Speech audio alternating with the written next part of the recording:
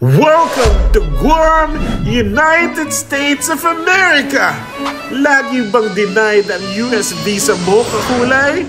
Aba, unahin mo nang pumunta sa Guam, USA! Ang sasabihin mo sa American Consul ay magbabakasyon ka lang sa Guam at gawin mo itong stepping stone papunta sa mainland USA. Pero bago yan, ano nga ba ang maganda sa Guam? Una, mura ang pamasahe. 15,000 pesos lang, nasa Amerika ka na. Pangalawa, napakasarap mag-shopping dito. Napakamura ng mga outlet stores. Duty-free haven ang tawag sa lugar na to. Ayan o, mga kulay, kitang-kita nyo naman na napakarami kong sinaping. Pangatlo, talagang napakaganda ng mga beaches dito. English speaking ang mga isda. Joke lang, pero tunay na napakaganda ng mga dagat dito. Malinis at kalmado ang mga alon. Pang-apat, mga kakulay, walang traffic dito. Kaya ayan, drive lang ako ng drive, paikot-ikot sa isla.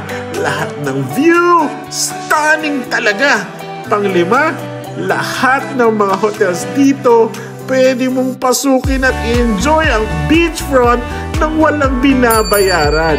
Kahit 4-star, 5-star o 6-star resorts pa yan. Ayan o, sa Hilton nga ako magsuswimming today, mga kakulay.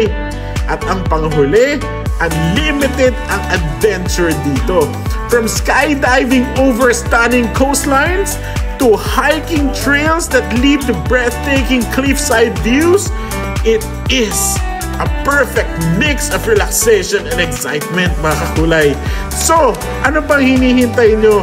Tara na sa unique getaway spot. One that feels like traveling to the USA but closer to home.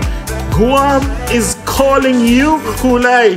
4 na oras lang to mula sa Pilipinas.